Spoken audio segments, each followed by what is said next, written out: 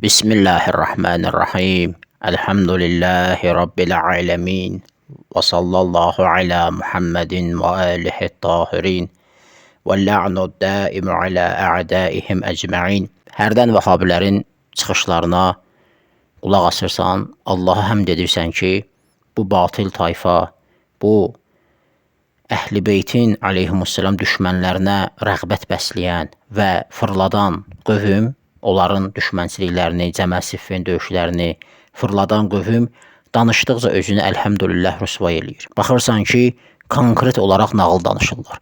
Yəni, sanki kim harda 5-10 nəfər xamlayır, baxır görür ki, məsələn, bunun üzündən xamlıq yağır, bu etiraz eləyən deyil, bu düşünən deyil, sual meydana çıxaran deyil, başlayırlar nağıl danışmağa. Hətta mən dəfələrlə demişəm, ola bilər hətta onlara qulaq asanlar da etiraz edirlər bəzi məqamlarda ki, axı, bu olmur da, bu söz düzgün söz deyil, bunu demək ziddiyyətlidir, bunu ağıl da qəbul etmir, sənin öz əqidövün də ziddinədir hətta. Ola bilər həmin yerləri də montaj eləyəndə videoları kəsib çıxarırlar.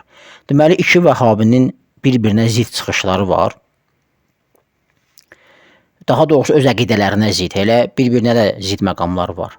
Deməli, biri deyir ki, deməli, dedikləri konkret nədir? Cəməl Siffin döyüşləri. Məqsəd İmam Əli ilə əleyhissalam döyüş deyildi. Məqsəd Osmanın qatillərini almaq idi.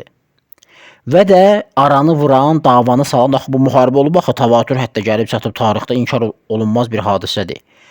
Aranı da vuran kim olub? Xavaric. Bu hissəsi qalsın sonraya. İstəyirəm burada bu vəhabilərin öz məslər hesab etdikləri, yəni qaynaq hesab etdikləri deyirlər, biz dini sahabələrdən götürmüşük, sahabələrin fəhmi bizə hüccətdir, onların fəhmi ilə gedirik, onlar necə Quranı, şəriəti başa düşüblər, elə başa düşməyə çalışırıq deyirlər. Peyğəmbərimiz sallallahu aleyhi ve sellem və sonra onları məslər görməyi, bu mühümdür. Çünki onlar sahabələr ümumiyyətlə kimdir? Radiyallahu anhu deyirlər onlara, adildilər və s. da öyürlər. Bir dənə sahabənin əleyhinə, bir dənə söz deyir Muaviyyənin əleyhinə, 1000 dənə, 100 dənə ayə hədis gətirirlər, qoşurlar, Allah onlardan razı, onlar Allahdan razı və s. Şiələr sahabəni təhqir edirlər, amma özləri danışdıqları sözlərdə sahabələri təhqir edirlər. Deməli, nə deyirlər bunlar? Deyir ki, Təlhə, Zübeyir, Ayşə gedirlər Bəsrəyə, bəs orada istəyirlər Əlidən aleyhissalam, İmam Əlidən aleyhissalam Osmanın qatillərini alsınlar. Xülasə budur. Və İmam Əli əleyhissalam vermir, deyir ki, məhkəmə qurulmalıdır, öz yaxınları, vəliləri, yəni qanın sahibləri, Osmanın qohumları, övladları gəlib elə məndən tələb eləməyiblər qisas. Məhkəmə qurulmalıdır, şahidlər gəlməlidir, isbat olunmalıdır, filan kəslər iştirak eləyib. Bunlar olmayıb, mən qatilləri verə bilmərəm. Bunlardan biri də Cəməl döyüşüdür. Cəməl döyüşü hansı ki, Osman ibn Əffan öldürüləndən sonra bilirik ki, Əli ibn Əbi Talibə beyyət olunub xəlifə seçilməsi üçün. Əli ibn Əbi Talibə beyyət edənlərdən Talhə və Zübeyir də olur, radiyallahu anhum. Beyyət edirlər Əli ibn Əbi Talibə və Məkkəyə doğru gedirlər. Və yolda Ayşə radiyallahu anhə ilə qarşılaşırlar. Və Ayşə radiyallahu anhə onlarla məsləhətləşir və Əli ibn Əbi Taliblə görüşmək qərarına gəlir. Belə razılığa gəlirlər ki, Osman radiyallahu anhunun qatillərini tələb etmək üçün Əli ibn Əbi Talib radiyallahu anhə ilə görüşsünlər. Və tələb edirlər ki, Osman ibn Əffanın qatillərini ona versin. Lakin Əli radiyallahu anhu onlara deyir ki, Osmanın vəliləri, yəni Osmanın yaxınları hələ ki məhkəmə qurulması üçün mənə müraciət etməyiblər. Və nə vaxt müraciət olunacaq, onda həmin onu öldürənlər təyin olunacaqsa, onlardan qisas alınacaq. İndi isə hələlik vermir. Yəni qatillərini vermir. İndi baxın, görün bunlar sahabələri necə cahil yerinə qoyublar. Deməli, bunların danışığından belə çıxır ki, 1. Cəməl döyüşü İmam Əli əleyhissalam hicrətin 35-ci ilində hakim olub da, ondan sonra başlayıb, 5 il təqribən xilafətdə olub. 35 il müddətində bu sahabilər, özü deyirlər, Ayşə müctəhid olub, Təlhə Zübeyir müctəhidi, biz dinimizi onlardan götürmüşük, Peyğəmbərin tələbələridirlər, onlara təənnür etsən, Peyğəmbərə təənnüdür bu, çünki dini onlardan öyrənmişik və s. Deməli, bunlar 35 il müddətində hələ dərk eləməyiblər, şəriət hökm bilməyiblər ki, qisassun birinci qanın sahibləri gəlib tələb eləməlidirlər, Osmanın övladları. Təlhə kimdir? Osmanla nə qohumluğu var? Zübeyrin nə qohumluğu var? Ayşənin nə qohumluğu var? Bunları Ayşə, Təlhə, Zübeyir bilməyib. Vəhabilərin tanıtdırdığı Ayşə, Təlhə, Zübeyirdən danışırıq ha. Bizə görə şeytan azıbı, oğlan azıblar, gəliblər, xuruc ediblər imama qarşı.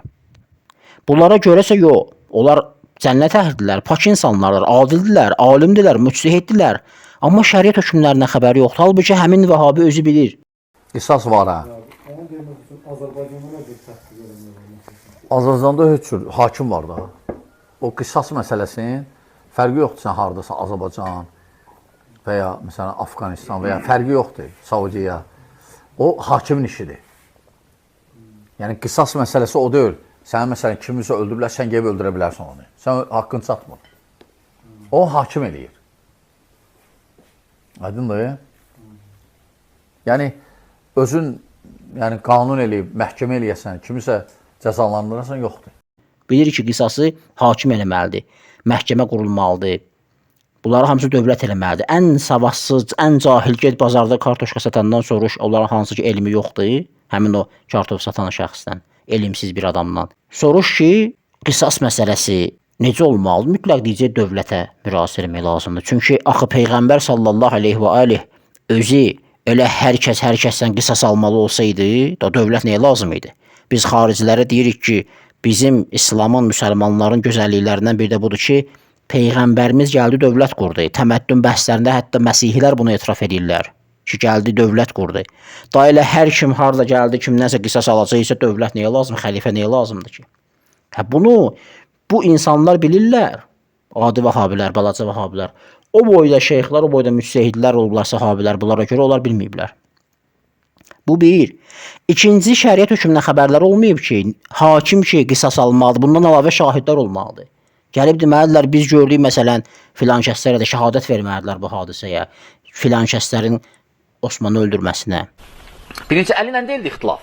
Yəni, Talha ilə Zübeyir istəyirdilər Osmanın qatillərini öldürməyə.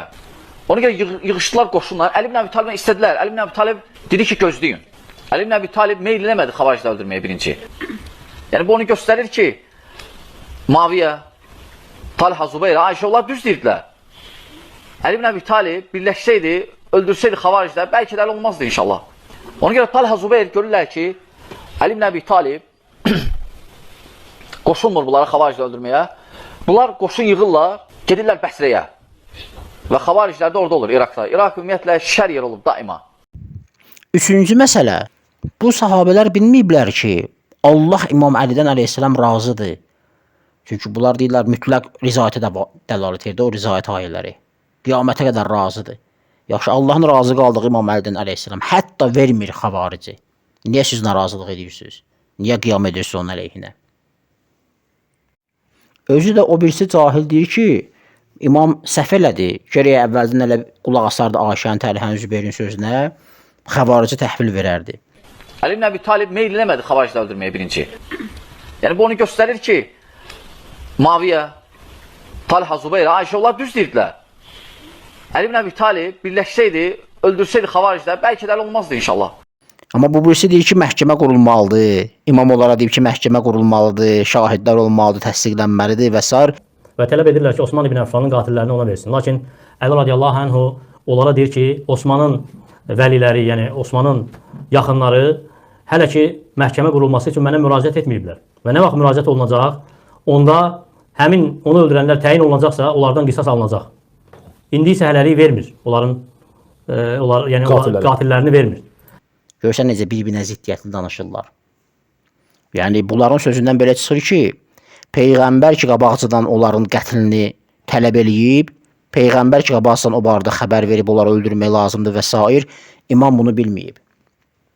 Və tanıyırdı xəvarici və gizlədirdi, öldürmürdü. Niyə görə? Osmanı sevmirdi məgər? Yəni, Osmanın qatilləri imamı narahat etmirdi ki, onlar Osmanı öldürüblər. Bəs heç onlar bir-birlərini seviblər, bir-birlərini dostu olublar.